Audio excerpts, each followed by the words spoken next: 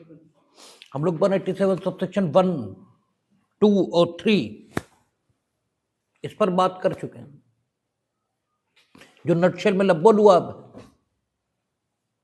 अगर bear section को बिना पढ़े देखा जाए तो उस सब पर बात हो चुकी है।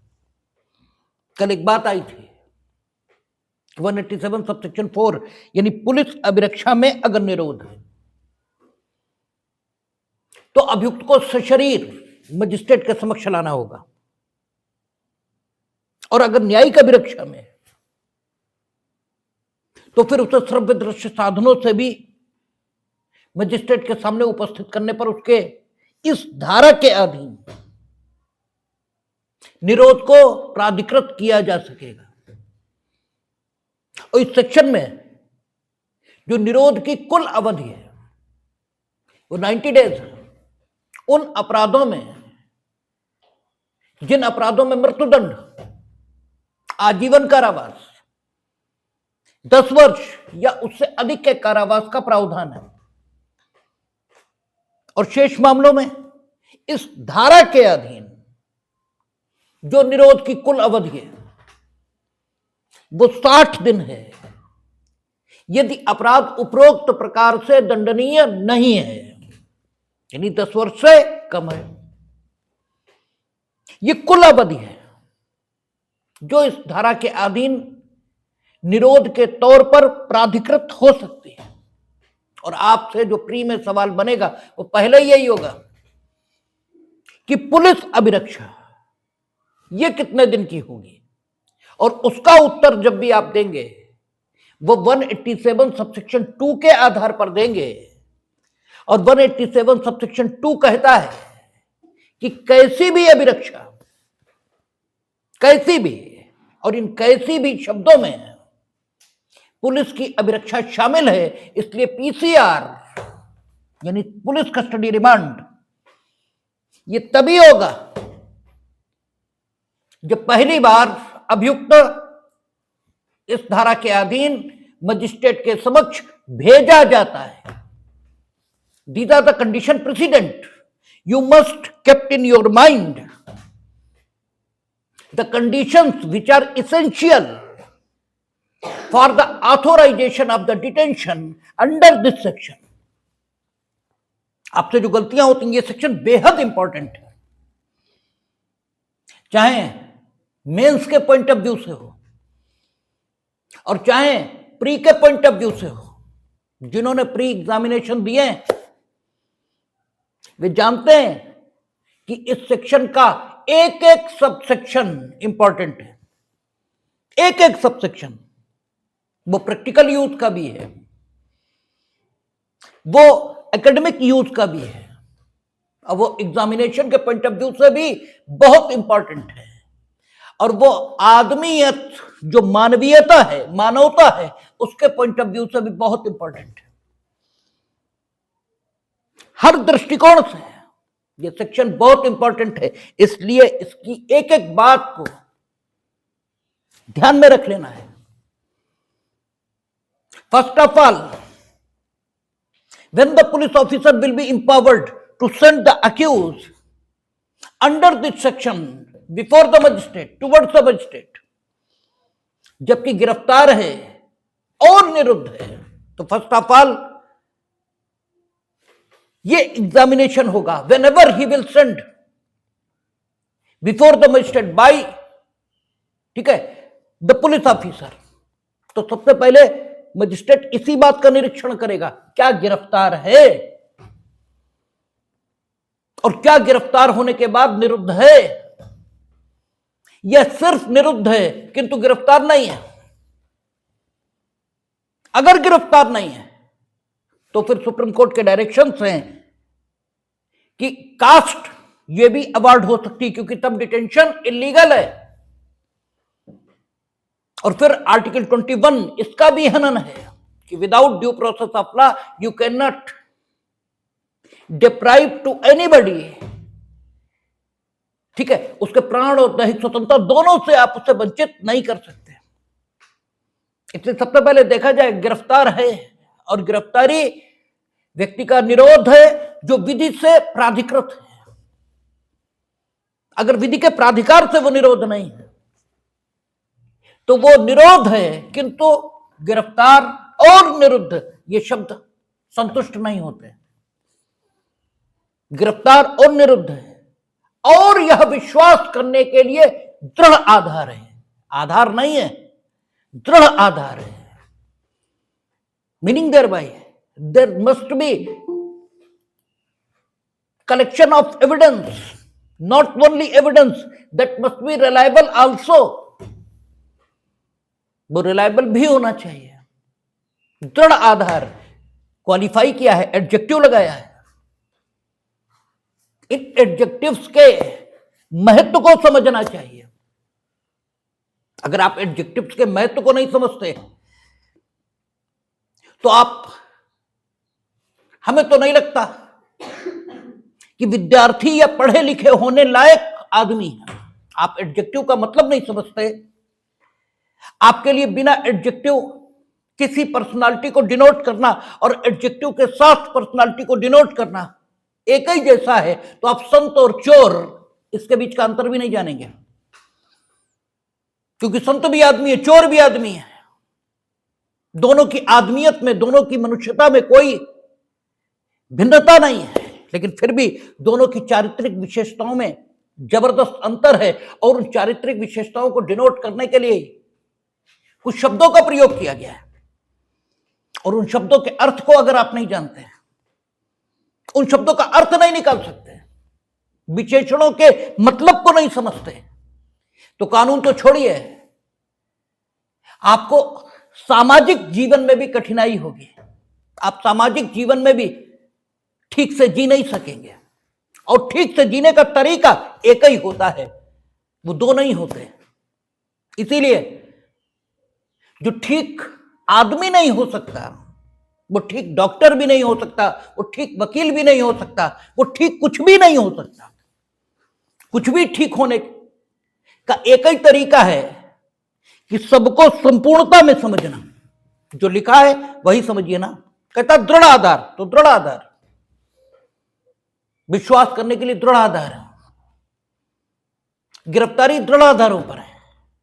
देन प्रक्रिया विनियमित करता है। अगर आप भेजेंगे भी ये सब है, तो भी ये तो तुम्हारे सामने है एज ए पुलिस अफसर। भेज तो तुम मजिस्ट्रेट के पास रहे हो, तो अगर ये सब कुछ है भी तो भी आपको इस सब की सूचना मजिस्ट्रेट के पास भेजनी चाहिए। तो प्रक्रिया विनियमित करता है कि कैसे अन्वेषण की डायरी की प्रविष्टियां जो कि इस सारे से संबंधित हैं, अभियुक्त के साथ अधिकारिता रखने वाले मजिस्ट्रेट के पास भेजी जाएंगी। अधिकारिता शब्द गलत आ गया है। 187 सबसेक्शन 2 कहता अधिकारिता हो या न हो, आदतन कुछ बातें निकल जाती हैं, तो बातों को पकड़ा भी नहीं जाना चाहिए, पर्सपेक्टिव में समझना चाहिए। परिप्रेक्ष्य एक शब्द है, परिप्रेक्ष्य में समझना चाहिए। जरूरी नहीं है आप लकीर के फकीर हो जाए और फिर लकीर के फकीर भी हो जाएं। यही डिस्क्रिशन है, यही विवेक का ठीक है तत्व है जो ईश्वर ने आपको दिया है, जिसके कारण से आप मनुष्य हैं, पशुओं से भिन्न है। ठीक है ना। आप मनुष्य हैं, ठीक है, आप मनुष्य हैं, आप में संभावना है परमात्मा हो जाने की और आप में संभावना है। आप पशु और ईश्वर इसके बीच में है। इसके ईश्वरीय गुण ये भी आप में है और पशुओं के गुण आप वो भी आप में है। आप में लोभ मोह अहंकार क्रोध जो पशुओं में है वो आप में भी है। क्रोध तो पशुओं में भी है। ऐसा तो नहीं होता नहीं, कुत्ता तो गुस्सा होकर भौंकने शुरू कर देता है। प्रसन्नता उसके अंदर भी है, तुम्हारे अंदर भी है। तो इन गुणों के आधार पर आप पशुओं से भिन्न हो ये तो नहीं कहा जा सकता। उन ईश्वरीय गुणों के कारण आप पशु से भिन्न हो। जो सूक्ष्म रूप में आप में विद्यमान है वो विवेक है, बुद्धि है। और अगर उसका प्रयोग नहीं कर सकते तो तुम में और तुम्हारे पेट में आपके दृष्टिकोण से अंतर हो, हमारे दृष्टिकोण से तो कोई अंतर है नहीं।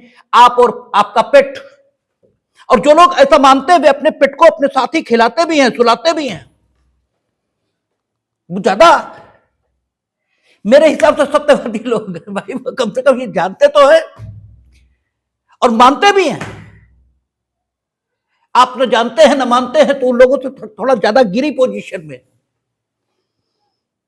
तो आपका मजिस्ट्रेट, इसके समक्ष आप प्रक्रिया इस ढंग से भेजेंगे, और जब मजिस्ट्रेट के पास भेजेंगे तो वो मजिस्ट्रेट अधिकारिता है या नहीं है इससे मतलब नहीं है। किसी भी ढंग की अभिरक्षा आपकी न्याय निर्णीत कर सकता है, और जब किसी भी ढंग की तो इसका मतलब पीसीआर यही होगा, इसके अलावा तो पीसीआर हो ही नहीं सकता, यानी पुलिस कस्टडी रिमांड इसके अलावा तो हो ही नहीं सकता, क्योंकि this is the stage eight which the magistrate में डिसाइड योर कस्टडी, ठीक है, एंड दैट कस्टडी में, ठीक है, वो किसी भी प्रकार की हो सकती है, वो पुलिस कस्टडी भी हो सकती है, और कुल मिलाकर पूर्णतः या भागतः एकदम 15 दिन डिसाइड कर दे या धीमे धीमे बढ़ाए और 15 दिन ले जाए, लेकिन अधिकतम 15 दिन एक बार में होगी। इसका मतलब कैसी भी अभिरक्षा तो प्रथम बार हो सकती है और अधिकतम 15 दिन की हो सकती है। व्यक्ति को कष्ट अगर देने का हक भी आपको हो तो भी जितना कम से कम देने पर काम चल जाए उतना ही देना चाहिए। यही बुद्धिमत्ता का नियम है, यही मानवता है, और यही मानवता, हम यही कह रहे हैं कि ये सेक्शन मानवता के पॉइंट ऑफ व्यू से भी इंपॉर्टेंट है। इसलिए कहा कि पूर्णता या भागता कैसी भी अभिरक्षा हो सकती है, किंतु अधिकतम 15 दिन हो सकती है। और इसी को ध्यान में रखकर न्यायालय जब प्रैक्टिकली इसको एक्सरसाइज करता है इस ताकत को, तो वो पुलिस कस्टडी कभी 1 दिन, कभी 2 दिन, कभी 3 दिन धीमे धीमे बढ़ाता है। एकदम 15 दिन नहीं देना चाहे दे सकता है,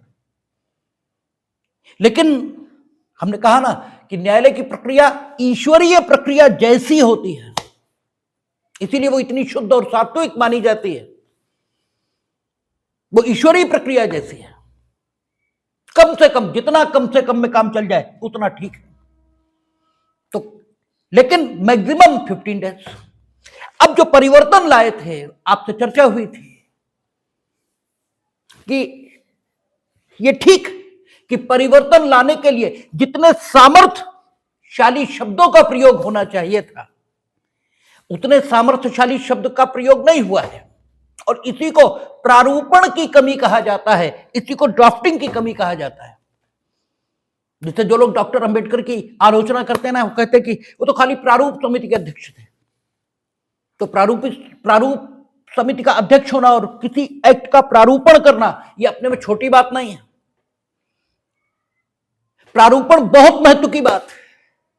प्रारूपण के लिए किस ढंग का शब्द चाहिए, उस शब्द की सामर्थ्य कितनी हो, यह तय करना पड़ता है। यहां कंसेप्शन में कमी नहीं है, कंसेप्शन में कमी नहीं है, ठीक कंसेप्शन है कि पहले जो 167 था उसमें फर्स्ट 15 डेज में ही रिमांड आपको मांगना है। अगर नहीं मांगा तो आगे रिमांड नहीं मिलेगा। अब जो सुविधा आई है वो सुविधा आई है कि जिन अपराधों में 90 डेज अधिकतम अभिरक्षा हो सकती है इस धारा के अधीन, उनमें शुरुआती 60 दिन, क्योंकि वहां अपराध गंभीर है, और जहां अपराध ऐसे हैं कि उनमें अभिरक्षा की कुल अवधि 60 दिन हो सकती है, उनमें फर्स्ट 40 डेज इसमें रिमांड मांगा जा सकता है। 15 ही दिन मांगा जाएगा, लेकिन यह हो सकता है कि शुरुआती 20 दिनों में ना मांगे, अगले 20 दिनों में मांग ले। पहले यह सुविधा नहीं थी। तो कंसेप्शन ठीक है, लेकिन इस कंसेप्शन को कार्य रूप में परिणत करने के लिए जिन सामर्थ्यकारी शब्दों का उपयोग होना चाहिए था वो नहीं हुआ, इसलिए विसंगति दिखाई देती है, जिस पर चर्चा हम लोगों ने की थी। ठीक है ना। और फिर आगे कहा कि ये जो कैसी भी अभिरक्षा है ये फर्स्ट 15 डेज में डिसाइड होगी। और अगर पुलिस अभिरक्षा मांग रही है तो वो फर्स्ट 40 डेज या फर्स्ट 60 डेज में मांग ले, लेकिन होगी 15 दिन। लेकिन प्रारूपण में फिर गलती हुई, और इस बात को जब अंग्रेजी में लिखा तो उन शब्दों को भूल गए लिखना जो पुलिस की अभिरक्षा सिर्फ 15 दिन होगी। इस भाव को अधिनियमित करने के लिए, ठीक है, प्रयुक्त किए जाने चाहिए थे, उन शब्दों का फिर लोप हो गया अंग्रेजी में। जब आप अंग्रेजी पढ़ते तो उन शब्दों का लोप है जो इस भाव को सामने लाएंगे कि 15 डेज ही अभिरक्षा होगी। यद्यपि हिंदी में उन शब्दों का प्रयोग हुआ, लेकिन उन शब्दों का प्रयोग उस परिप्रेक्ष्य को ध्यान में रखकर होना चाहिए था जो 60 दिन और 40 दिन के संदर्भों में आपने बदलाव किए, उस परिप्रेक्ष्य को ध्यान में रख के होना चाहिए था, वो भी नहीं किया। इसलिए विसंगति दिखाई दी थी, जिस पर हम लोगों ने चर्चा की थी, और हमने कहा था कि जैसा लिखा है उसे पढ़े जाने के जो नियम हैं उनके हिसाब से पढ़ेंगे तो 187 विसंगति पूर्ण दिखाई देगी। लेकिन कानून का जो बेसिक प्रिंसिपल है, जिसको देश के गृह मंत्री ने इंटरव्यू में स्वीकार भी किया, उसके मुताबिक पढ़ेंगे तो फिर बात यही है कि पुलिस कस्टडी 15 डेज शुरुआती 40 दिन और 60 दिन में मांगी जा सकती है। इस धारा के अधीन कुल अभिरक्षा 90 दिन या 60 दिन। लेकिन 15 डेज के अलावा पुलिस अभिरक्षा नहीं होगी, क्योंकि 187 सबसेक्शन 3 कहता है मजिस्ट्रेट अभियुक्त व्यक्ति का पुलिस अभिरक्षा से अन्यथा निरोध।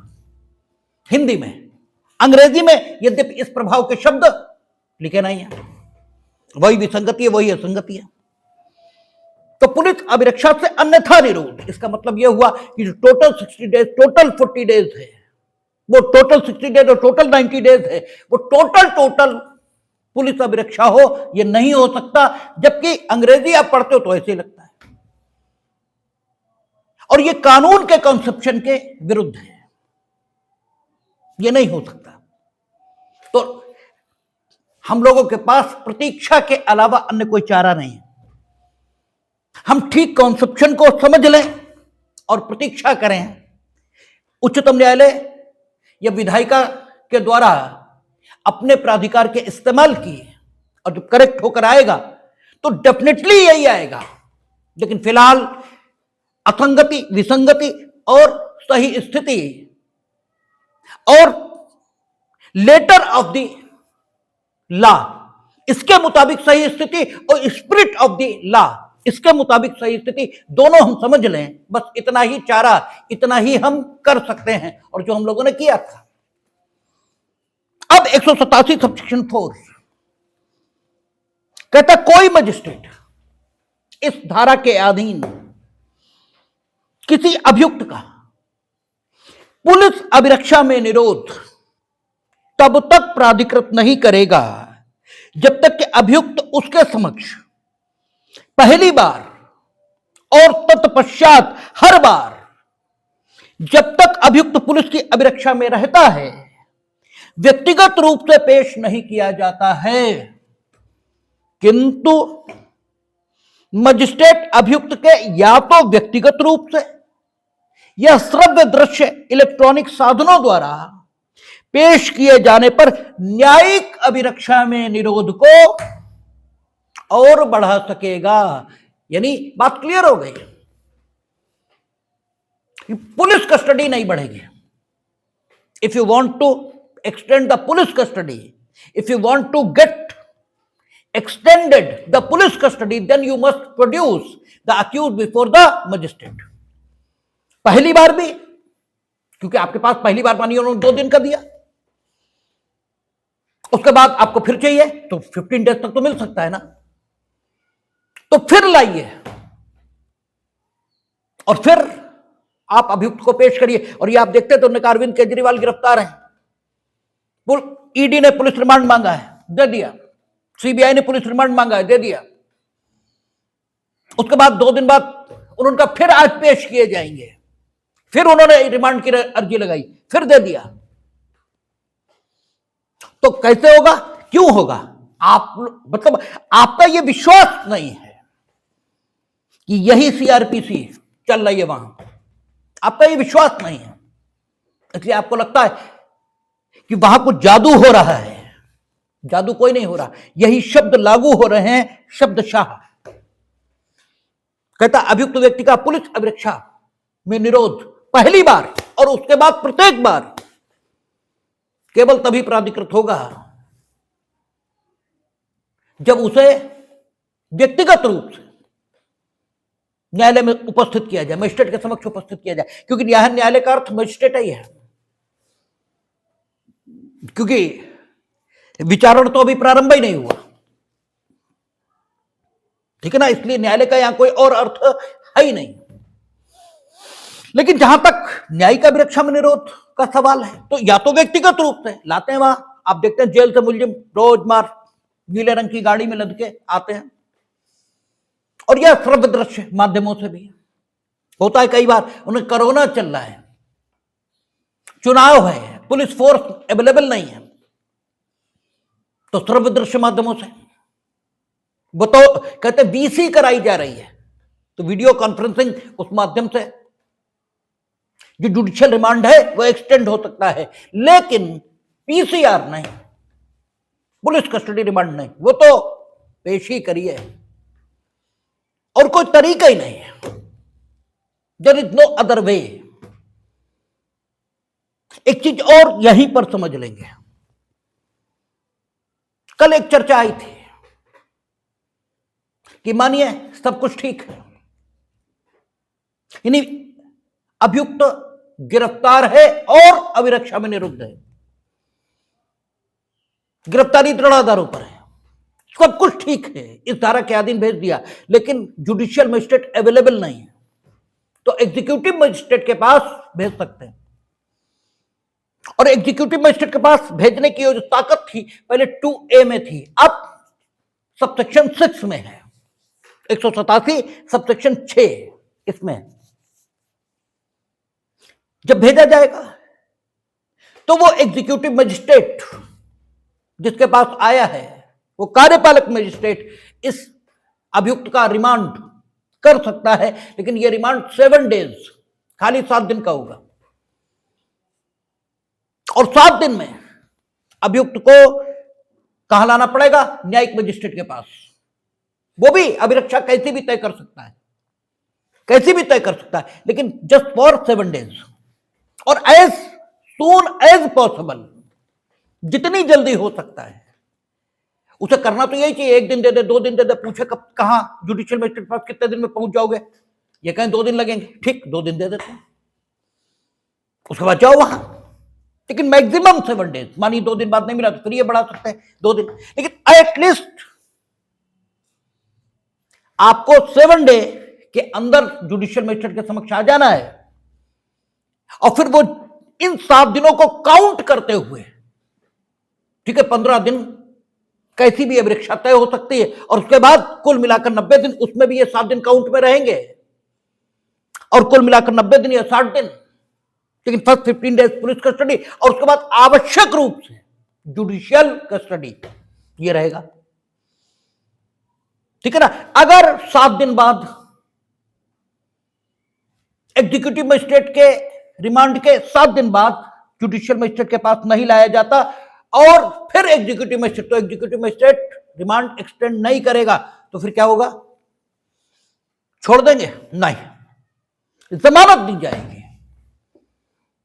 ठीक है, फिर उसे जमानत मिलेगी आवश्यक रूप से। इसीलिए क्या लिखा है, आप कानून की युक्ति संगतता जरा जोड़कर देखेंगे तब देखेंगे, क्या लिखा है वहां, जमानत संबंधी 437 पिछली धारा कोट कर रहा हूं, क्या लिखा है कि वो न्यायालय जो उच्च न्यायालय नहीं है, सेशन न्यायालय नहीं है, उसने ये नहीं कहा प्रथम वर्ग न्यायिक मजिस्ट्रेट का न्यायालय, ये नहीं कहा, लिखने को लिख सकता था कि वो प्रथम वर्ग में न्यायिक मजिस्ट्रेट का न्यायालय है, नहीं लिखा,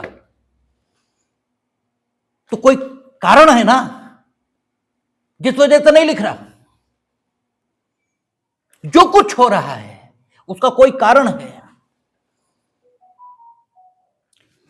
फालतू में कुछ भी नहीं हो रहा। ठीक है ना, जैसे लोग कह देते हैं ना, क्या फायदा, ये मूल्यहीन जीवन है, आपको आपके जीवन का क्या फायदा है ये मालूम नहीं है, इसीलिए सारी टेंशन है। आपका जीवन क्यों है, आपको जिंदगी क्यों दी है ईश्वर ने, अगर ये पता लग जाए, और ये बता देना ही वो जो संत महात्मा इनएक्चुअल हैं, इनएक्चुअल जो संत महात्मा कहे जाते हैं, जिन्हें गुरु कहते हैं, उनकी भूमिका जीवन में इतनी होती है कि वो आपको ये बताते हैं कि आपका जीवन क्यों है, किस लिए है।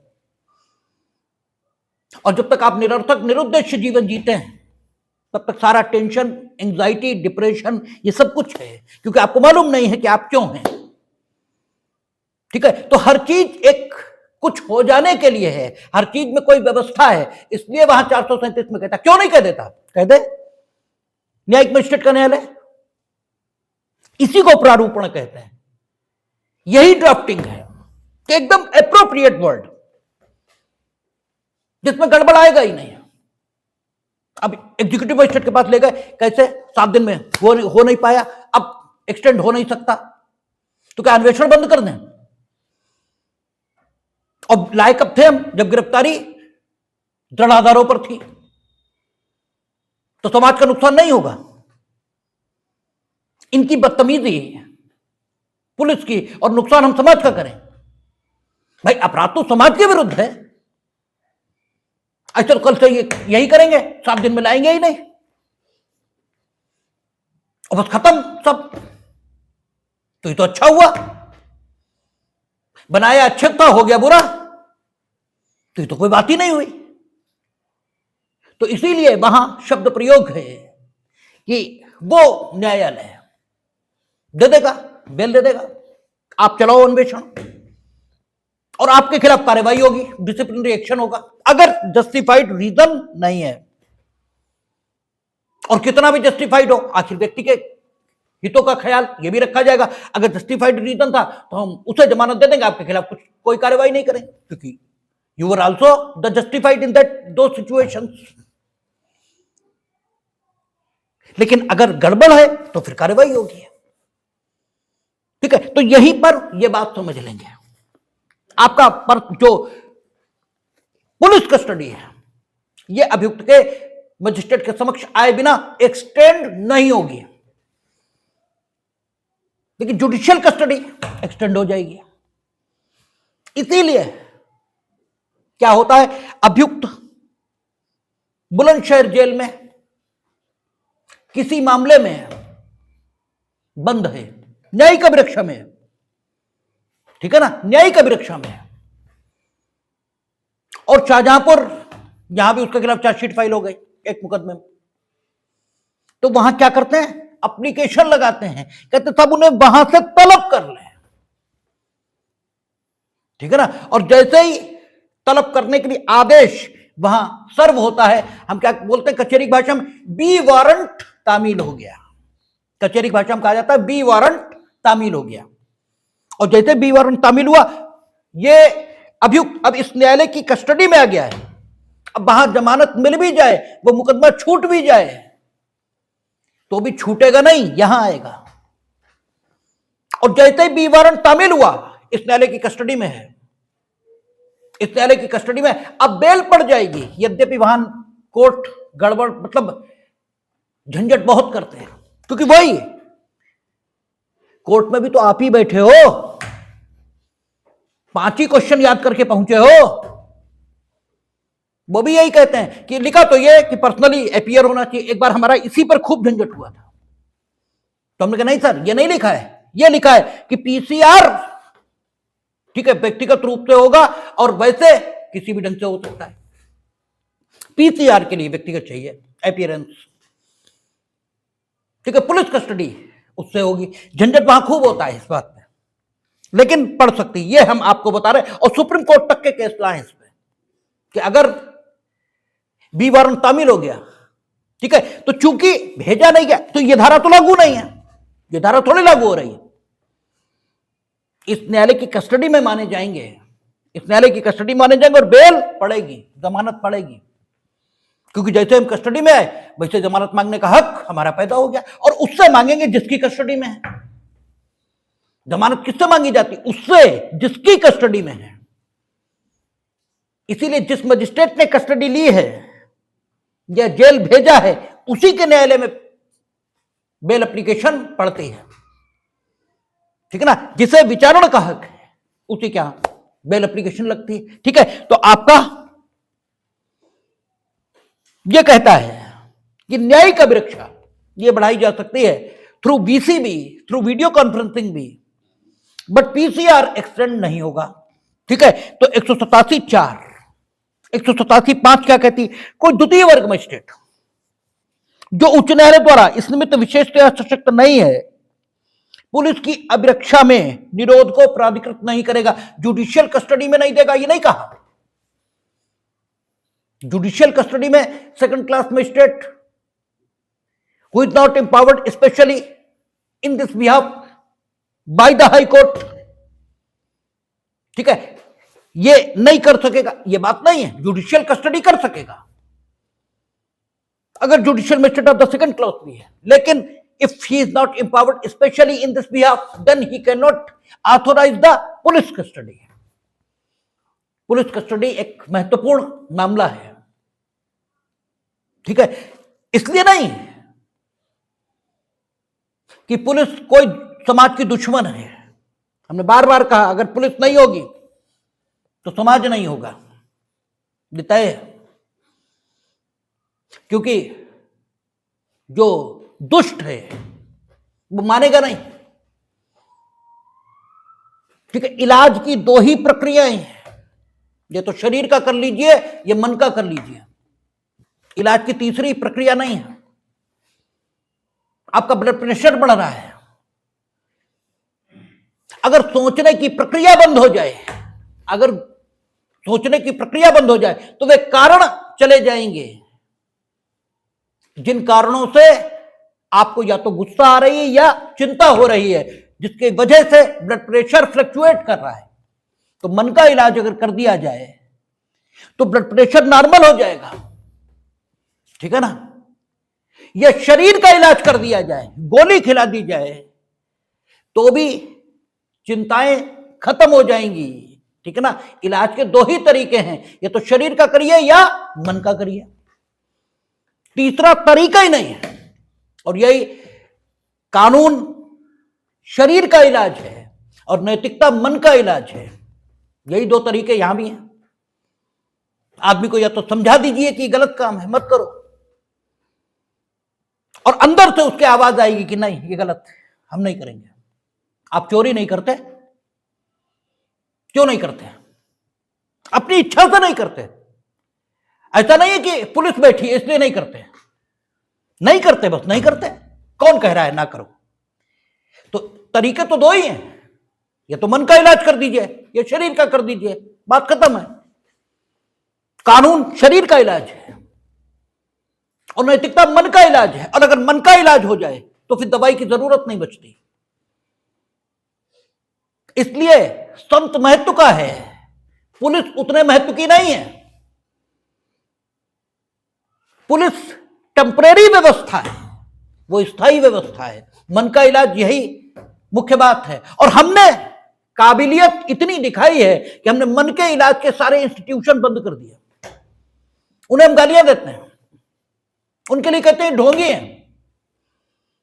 और इन शरीर के इलाज के जो उपकरण हैं, ये जो इंस्टीट्यूशन है, इनसे आप समाज का इलाज करने निकले, ये कभी नहीं होगा। ऐसे ही रोज चलता रहेगा, कुछ न होने वाला। करते रहिए, बनाइए कानून, बनाइए अदालतें, कुछ ना हो रहा। किसी की फांसी लटका दोगे, क्या कर दोगे? आज भी जो हत्या नहीं कर रहे हैं वो अपने मनों के कारण नहीं कर रहे हैं, तुम्हारे डर में नहीं कर रहे हैं, ऐसी बात नहीं है। आज भी स्थिति यही है कि हत्याएं मौत स्केल पर नहीं हो रही, तो इसलिए नहीं कि तुम बड़ा फांसी पे लटका रहे हो और तुम बड़ा ट्रायल चला रहे हो, ऐसा कुछ नहीं। तो पुलिस नो डाउट खराब चीज नहीं है, वो शरीर का इलाज, क्योंकि दुष्ट कम है, अच्छे ज्यादा हैं, इसलिए पुलिस कंट्रोल कर लेती है। जिस दिन ये रेशियो बिगड़ गया उस दिन पुलिस कंट्रोल नहीं कर पाएगी। लेकिन पुलिस जरूरी है, क्योंकि अच्छों के पास इतनी फुर्सत नहीं है, या अच्छे इतने अच्छे हैं कि वो बुरों से नहीं टकराएंगे, इसलिए उनसे टकराने के लिए वैसे ही लोग चाहिए। इसीलिए पुलिस में बहुत अच्छे लोग नहीं होते, ठीक है ना। वो बहुत अच्छे होंगे तो टकराएंगे कैसे? वो भी वैसे ही, लगभग वैसे ही होते हैं, बस कानूनों से उन्हें थोड़ा नियंत्रित कर दिया जाता है, बात खत्म हो जाती है। इसलिए पुलिस कस्टडी एक सुपीरियर आदमी के द्वारा ही जरूरी है तो देंगे, लेकिन सीमित उद्देश्यों के लिए, सीमित समय के लिए, और एक मैच्योर आदमी के द्वारा। तो second class magistrate who is not specially empowered to authorise the, ठीक है, detention in police custody, then he can not. या तो स्पेशली एम्पावर्ड हो, स्पेशली एम्पावर्ड है तो हाई कोर्ट ने कुछ देखकर ही एम्पावर किया होगा उसे, सबको तो कर नहीं दिया, तो उसकी मैच्योरिटी इस लायक होगी। वही बात है कि कुरुक्षेत्र के मैदान में तो भीम भी हैं, युधिष्ठिर भी हैं, द्रोणाचार्य भी हैं, भीष्म भी हैं, अर्जुन के ही मन में सवाल क्यों उठ रहे हैं? दुर्योधन के मन में क्यों नहीं उठ रहे हैं? क्योंकि वो तो गधे हैं, उनके मन में कुछ नहीं उठ सकता, वो सोचने की क्षमता से ही नहीं।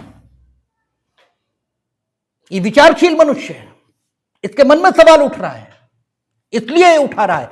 ये बेवकूफ नहीं है, ये बेवकूफ हैं जो नहीं उठा रहे। अरे भाई, सामने इतने लोग खड़े हैं, इन्हें मार डालना है, तुम्हारे मन में कोई सवाल भी नहीं उठता? ठीक है, सवाल तो उठना चाहिए ना। मनुष्यता का तकाजा यही है। या तो तुम अर्जुन की जगह वहां लड़ने के लिए ये जो बुद्ध और महावीर हैं ये खड़े हो, तो इनके मन में कोई सवाल नहीं उठेगा, क्योंकि ये उस सत्य को उपलब्ध है जिसे अर्जुन उपलब्ध होने वाला है, तब कोई सवाल नहीं उठेगा। लेकिन उपलब्ध कौन खड़ा है? अर्जुन खड़ा है, जो मनुष्य है, मानव है, और जो तो पशु हैं, जो तो गधे हैं, इसीलिए इनके मन में कोई सवाल नहीं है। भीष्म की बात हम नहीं करते, हो सकता उन्हें आत्मज्ञान हो, या अर्जुन जिस जगह पहुंचा उस जगह वो पहुंचे हुए हैं, शायद इसलिए उनके मन में कोई सवाल नहीं है। लेकिन जहां तक भीम का सवाल है, जहां तक दुर्योधन का सवाल है, ये तो गधे हैं, इनके मन में कहां सवाल उठेगा? ठीक है, तो उठ ही नहीं सकता। तो इसलिए जो स्पेशली एम्पावर्ड है, जिसको स्पेशली चुना गया उस काम के लिए, निश्चित ही वो ज्यादा एप्रोप्रिएट आदमी होगा। दैट इज वाई वो कहता है 187 सेक्शन 5 में कि सेकंड क्लास मजिस्ट्रेट ये नहीं करेगा। अच्छा, स्पष्टीकरण कहता है शंकाएं दूर करने के लिए इसके द्वारा यह घोषित किया जाता है कि उपधारा 3 में विनिर्दिष्ट अवधि समाप्त हो जाने पर भी अभियुक्त व्यक्ति तब तक अभिरक्षा में निरुद्ध रखा जाएगा जब तक कि वह जमानत नहीं दे देता है। कल चर्चा की थी हमने इस बात पर कि शंकाओं को दूर करने के लिए, ठीक है, आपका राइट टू बेल पैदा हो गया because they have not completed the investigation within the maximum time limit fixed by section 187, and that is either 90 days or 60 days, ठीक है ना। in view of that, ठीक है, इन्वेस्टिगेशन जिसके संबंध में जो अपराध, in view of that offense in regard of which the investigation is continue, ठीक है ना, तो उसको देखते हुए जो मैक्सिमम पीरियड था वो लैप्स हो गया। After that they have not filed the police report, then you are entitled to get the bail and you have seek the bail and you have found the bail, ठीक है। इसके बाद भी कुछ तो करोगे यार, बेल बाउंड तो दोगे। जब केजरीवाल बन जाओ कि बोले हम तो बेल बाउंड देंगे ही नहीं क्योंकि हम निर्दोष है, तो विजुअली रहोगे, फिर क्या है। इसीलिए उसने कहा, और उसने यही लिखा कि शंकाओं को दूर करने के लिए। इसका मतलब यहां अगर इनहेरेंट होकर पढ़े तो यह लिखा है कि मूर्खों को स्पष्ट करने के लिए, क्योंकि शंकाएं किससे उठती, ठीक है। इतनी क्लियर बात आने के बाद भी अगर शंका उठ रही तो फिर मूर्ख है। बात स्पष्ट ना हो और शंका उठे तो बुद्धिमान है, और बात क्लियर हो और फिर भी शंका हो तो मूर्ख है। इसलिए शंका के उठने के आधार पर बुद्धिमत्ता या मूर्खता का फैसला नहीं हो सकता। शंका दोनों दशाओं में उठेगी।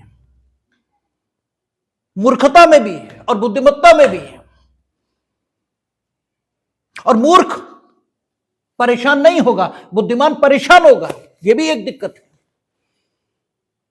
परेशानी बुद्धिमत्ता का लक्षण है। एक बार कोई हमसे कह रहा था कि रामायण रामायण सब कपोल कल्पना, हमने मान लिया है कल्पना, लेकिन इतनी अच्छी कल्पना, इतनी बेहतर कल्पना, अगर कल्पना मान लें तो इतनी अच्छी कल्पना, और उससे तुम्हारा जीवन बदल सकता है, तो तुम्हें इससे मतलब है कि वो कल्पना है, या तुम्हें इससे मतलब है कि मेरा जीवन बदल सकता है? अरे भाई तुम्हें किससे मतलब है यार? बोले जी खाना वाना सब बेकार है। अरे यार तुम्हें इससे मतलब है कि तुम्हारा पेट भर जाए, या इससे मतलब है कि खाना किसने दिया और क्या है?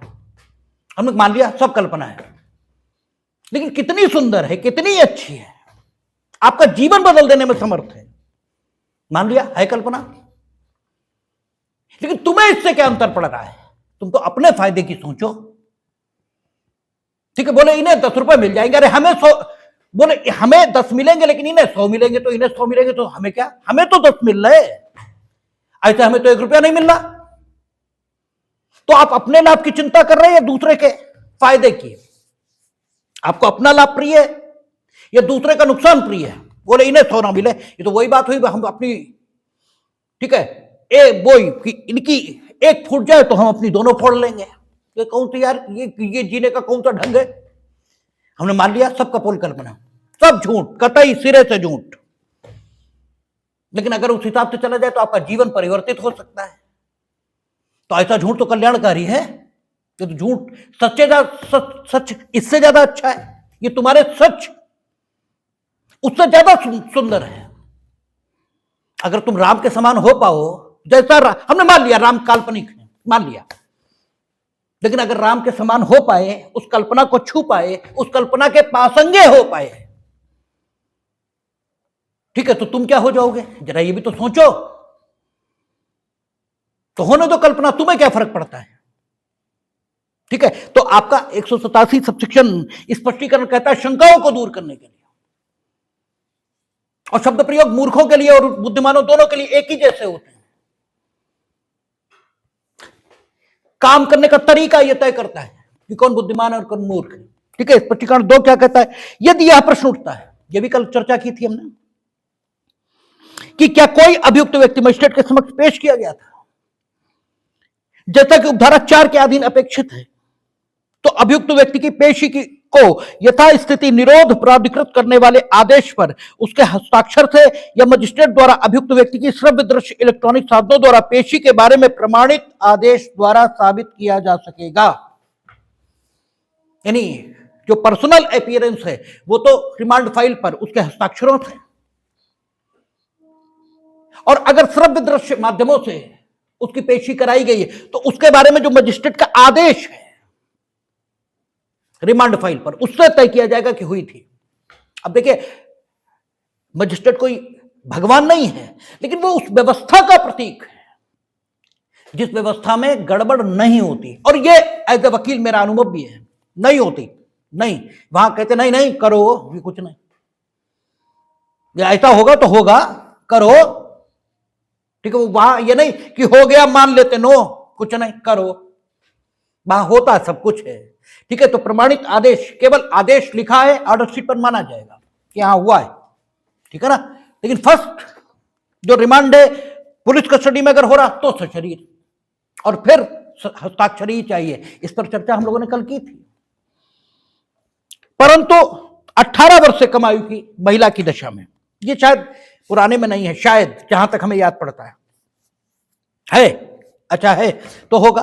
परंतु 18 वर्ष से कम आयु की महिला की दशा में किसी प्रतिप्रेषण ग्रह या मान्यता प्राप्त सामाजिक संस्था की अभिरक्षा में निरोध किए जाने को प्राधिकृत किया जाएगा। जो अक्सर वहां जो लड़कियां पकड़ कर आती हैं, पकड़ कर तो नहीं कहना चाहिए, बरामद शब्द का प्रयोग होता है, ठीक है, क्योंकि पकड़ना तो अलग बात है। उनके संबंध में अगर कोई क्लेम कर ही नहीं रहा, या जो क्लेम कर रहे हैं उनके हित इस महिला के विरुद्ध हैं किन्हीं भी कारणों से, एक ही यार्डस्टिक है, इनके हित इसके विरुद्ध हैं। बस किन कारणों से, कारण अलग अलग हो सकते हैं। ये घर से चली गई इसलिए माँ बाप अपनी सामाजिक प्रतिष्ठा के मद्देनजर इसके हितों के विपरीत निर्णय ले सकते हैं, ये भी इसका हित हो सकता है, इसके हितों के विपरीत हित हैं। तो यार्ड स्टिक एक है। अब इसे कहां भेजें?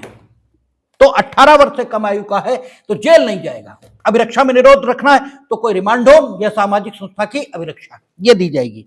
परंतु यह और की किसी व्यक्ति को केंद्रीय सरकार या राज्य सरकार द्वारा न्यायिक अभिरक्षा या जेल के रूप में घोषित स्थान के अधीन पुलिस अभिरक्षा या जेल में पुलिस थाने से भिन्न स्थान पर अभिरक्षा में नहीं रखा जाएगा। यानी अभिरक्षा आप कहां देंगे? ठीक है, तो कहता है परंतु यह और की किसी व्यक्ति को केंद्रीय सरकार या राज्य सरकार द्वारा न्यायिक अभिरक्षा या जेल का स्थान जिसे घोषित किया गया है उसी स्थान पर रखेंगे आप। या तो जेल का स्थान घोषित किया हो या न्यायिक अभिरक्षा का स्थान घोषित किया हो। जैसे रिमांड होम है उसे केंद्रीय सरकार और राज्य सरकार अभिरक्षा के स्थान के रूप में घोषित करते हैं ना, या उनका ये स्कूल जेल बना दिया गया तो वहां रखेंगे आप जिसे घोषित किया गया है। ठीक है, पुलिस अभिरक्षा में या जेल में पुलिस थाने से भिन्न स्थान पर अभिरक्षा में नहीं रखा जाएगा। अब कई बार होता है जेल में पुलिस थाने से भिन्न स्थान पर अभिरक्षा में नहीं रखा जाएगा, यानी पुलिस थाने से भिन्न स्थान पर कहां कहां आप रखेंगे? या तो केंद्रीय सरकार या राज्य सरकार उसे अभिरक्षा का स्थान घोषित करे, यानी डिटेंशन सेंटर घोषित करे या जेल घोषित करे। ठीक है, तो जेल तो स्कूल को भी घोषित करते हैं, मकान को भी करते हैं, जेल घोषित करते हैं। और या जेल में जब उसे भेजा गया है तो पुलिस थाने से भिन्न स्थान पर या फिर पुलिस थाने में बंद किया जाएगा। कई बार होता है जब सेरामो दक्षिणी वो सेरामो उत्तरी जैसे थाने यहां जुड़े हुए थे, अब रिमांड के लिए आए, उस समय आतंकवाद का जमाना था, अब यहां रिमांड हुआ, रिमांड होते होते 7 साढ़े 7 बज गए। अब ठीक है लेकर जाना है तो कई बार सुविधाएं नहीं होती थी। अच्छा, जेल एक निश्चित समय तक लेती है मुलजिमों को, 8 बज गया 9 बज गया, रिमांड होते होते जेल वाले कहते हैं अब हम लेंगे ही नहीं, तुम अपना कहीं ले जाओ। ठीक है, तो फिर थाने में बंद करते हैं। और किस उसके इसी धारा के आधार पर क्या क्या कहा उन्होंने? रिमांड होम, अभिरक्षा का स्थान, जेल या जेल में पुलिस थाने से भिन्न स्थान पर, यानी जेल में आप भेज रहे हो ना तो फिर पुलिस थाने से भिन्न स्थान पर उसे अभिरक्षा में निरुद्ध नहीं रखा जाएगा। 3 ही स्थान, ठीक है, जिनमें आप जेल में वो है ये कह सकते हो। आपने जेल में निरुद्ध किया, मीनिंग देयर बाय 3 स्थानों में से किसी एक स्थान में आपने निरुद्ध किया, तभी कहा जाएगा आपने जेल में निरुद्ध किया है या न्यायिक अभिरक्षा में निरुद्ध किया, अन्यथा नहीं। ठीक है, अच्छा, ये आपका सबसेक्शन 6 एग्जीक्यूटिव मजिस्ट्रेट की शक्ति के बारे में है, जिसके बारे में आपसे चर्चा हो चुकी है। ठीक है, अभी हमने बताया कि एग्जीक्यूटिव मजिस्ट्रेट के पास भेजा जाएगा, 7 दिन की रिमांड दे सकता है, निकटतम मजिस्ट्रेट के पास जल्द से जल्द भेजे जाने के लिए कहा जाएगा। ये 7 दिन इंक्लूड रहेंगे 90 दिन में भी और 60 दिन में भी।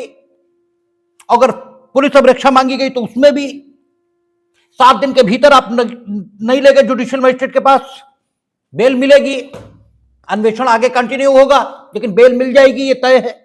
यही सब बातें सबसेक्शन 6 में लिखी हैं। 7, ठीक है, इस धारा के अधीन पुलिस अभिरक्षा में निरोध प्राधिकृत करने वाला मजिस्ट्रेट ऐसा करने के लिए अपने कारण अभिलिखित करेगा। यानी अगर आप पुलिस कस्टडी दे रहे हो तो क्यों दे रहे हो? क्योंकि पुलिस कस्टडी सीमित उद्देश्यों के लिए है, सीमित समय के लिए है। पुलिस बताए ना अन्वेषण में उसकी जरूरत नहीं, क्यों दे रहे हो? या तो कहे अन्वेषण में जरूरत हमें, तो कारणों को अभिलिखित करेंगे। क्योंकि पुलिस अभिरक्षा हमने कहा ना अच्छी अभिरक्षा नहीं मानी जा सकती, क्योंकि वो बुरे लोगों की अभिरक्षा है। अगर कॉन्सेप्चुअली देखेंगे तो बुरे लोगों की, क्योंकि वे बुरे लोगों से ही निपटते हैं, बुरे लोगों से बुरे लोग ही निपट सकते हैं। जिस स्तर पर निपटना है, या फिर बुद्ध निपट पाएंगे तो वो अंगुलीमाल का हृदय परिवर्तन कर देंगे, लेकिन बुद्ध युगों में पैदा होते हैं, ठीक है ना। बुद्ध युगों में पैदा होते हैं, वो रोज पैदा नहीं होते, और डे टू डे का जो निजाम है इसे चलाने के लिए हर जगह बुद्ध होंगे भी नहीं।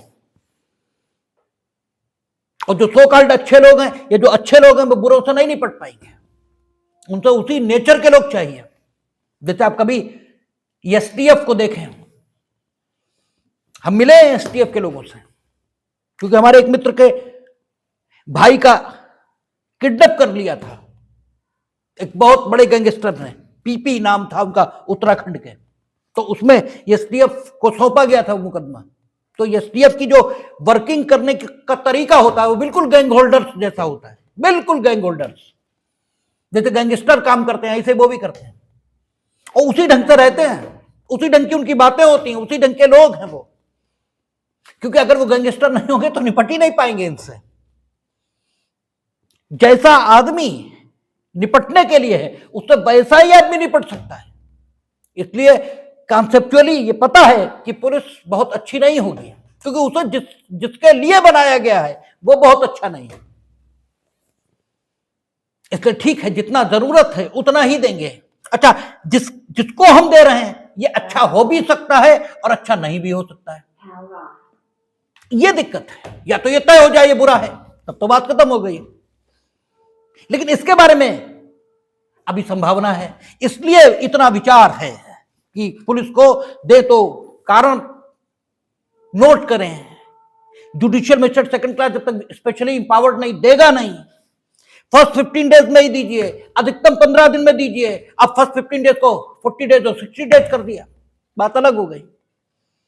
इतना देख रेख इसी वजह से है। ठीक है, आगे कहता है 8, मुख्य न्यायिक मजिस्ट्रेट से भिन्न कोई मजिस्ट्रेट जो ऐसा आदेश दे अपने आदेश की एक प्रतिलिपि आदेश देने के कारणों के सहित मुख्य न्यायिक मजिस्ट्रेट को भेजेगा। सीजीएम सबसे सीनियर होगा न्यायिक मजिस्ट्रेटों में। जिले की जो मजिस्ट्रेसी है, ये हम लोगों ने जब मजिस्ट्रेटों के बारे में पढ़ा था तब देखा था कि मजिस्ट्रेट जो मजिस्ट्रेसी है जिले की, इसमें सीनियर मोस्ट होगा। अब हर मामले में पीसीआर सीजीएम दे जरूरी नहीं है, अन्य मजिस्ट्रेट वो भी देंगे, क्योंकि किसी भी न्यायिक मजिस्ट्रेट के समक्ष पीसीआर मांगा जा सकता है। तो अगर कोई और कर रहा है तो सीजीएम को अपने आदेश की प्रतिलिपि भेजेगा, ताकि जो कारण मेंशन कराए गए हैं पीसीआर देने के, उनसे सेटिस्फाई हो सके सीजीएम कि आपने सही दिया था, ये सही नहीं दिया था, और सही नहीं दिया तो फिर आपके खिलाफ कुछ होना चाहिए ना।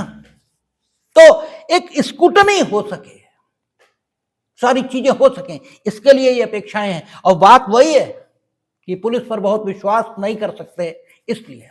और अब जो 9 और 10 हैं, दीज आर वेरी इंपॉर्टेंट, खूब पूछी जाती हैं, खूब पूछी जाती है। इसका एक एक सेक्शन पूछा जाता है, एक एक 187 का एक एक बहुत इंपॉर्टेंट धारा है।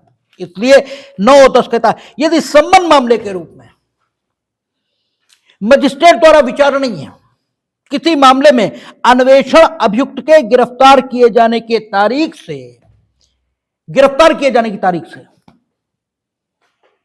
यानी लगातार कस्टडी में है अभियुक्त, ठीक है, लगातार कस्टडी में है, गिरफ्तार किए जाने की तारीख से 6 मास की अवधि के भीतर समाप्त नहीं होता है तो मजिस्ट्रेट अपराध में आगे और अन्वेषण को रोकने के लिए आदेश करेगा।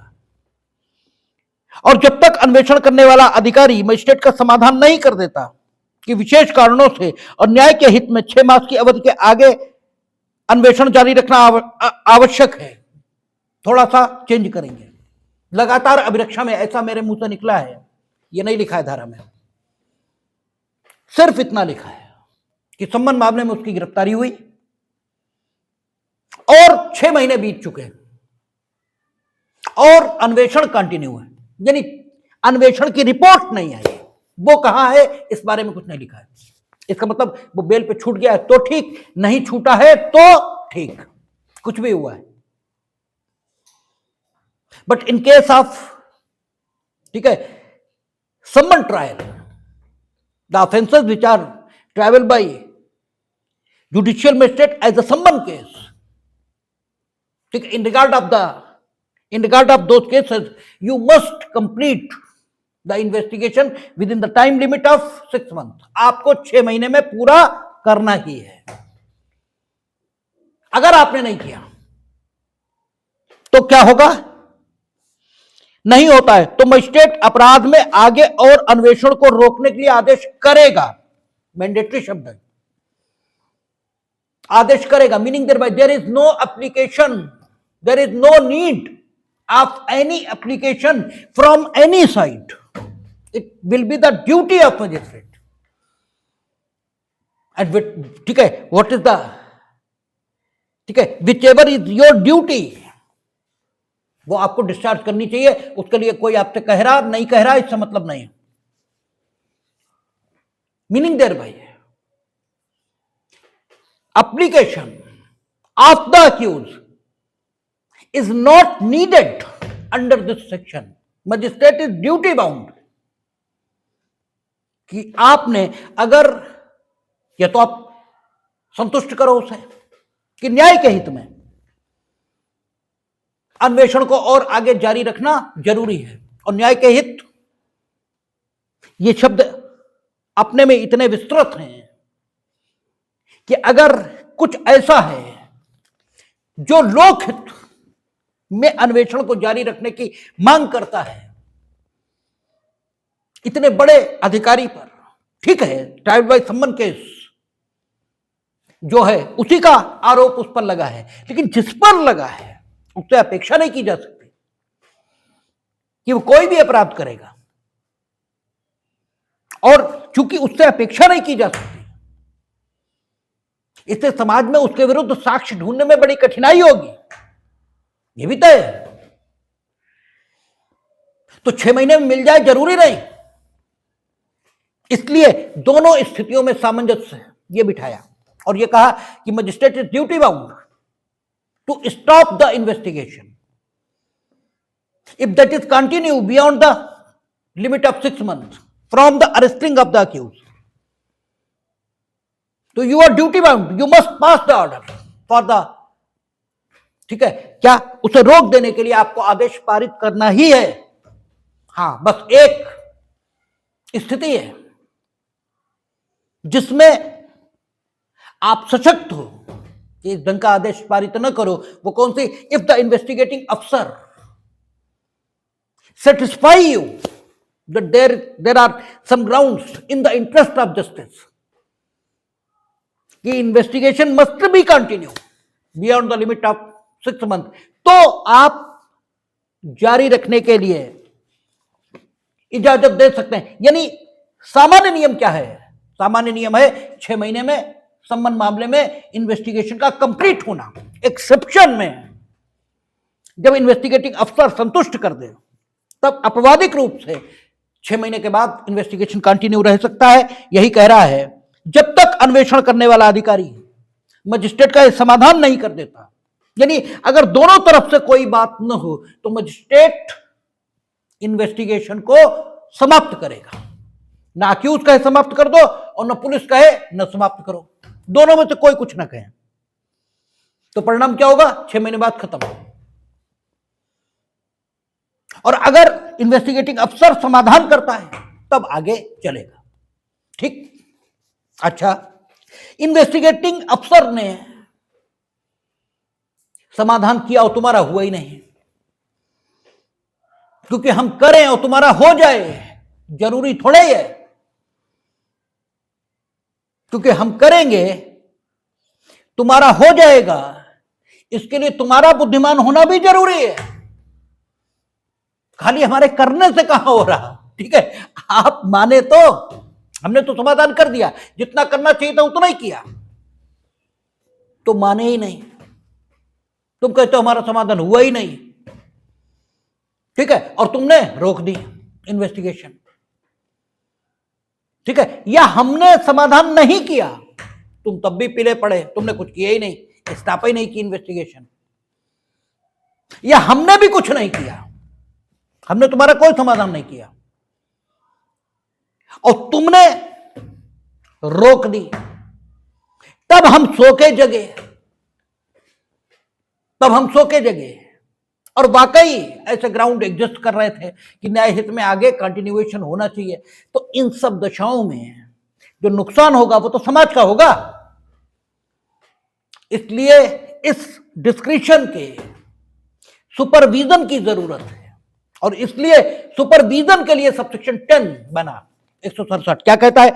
जहां उपधारा 9 के अधीन किसी अपराध का आगे और अन्वेषण रोकने के लिए आदेश दिया गया है, वहां यदि सेशन न्यायाधीश आवेदन दिए जाने पर या अन्यथा, यानी उसे कोई आवेदन न दिया जाए, क्योंकि सेशन न्यायाधीश की जो रिवीजन की शक्ति है, जब हम लोग पढ़ेंगे तो देखेंगे, वहां सेशन न्यायाधीश स्वयं स्वप्रेरणा से अवर न्यायालयों की कार्यवाहियों के अभिलेख को मंगा सकता है और उनकी नियमितता, उनकी रेगुलरिटी चेक कर सकता है। ये लिखा है वहां उसकी पुनरीक्षण संबंधी शक्तियों में। इसीलिए यहां लिखा है कि या तो आवेदन किए जाने पर या अन्यथा उसका समाधान हो जाता है कि उस अपराध का आगे और अन्वेषण किया जाना चाहिए, तो वह उपधारा 9 के अधीन किए गए आदेश को रद्द कर सकता है और यह निर्देश दे सकता है कि जमानत और अन्य मामलों के बारे में ऐसे निर्देशों के अधीन रहते हुए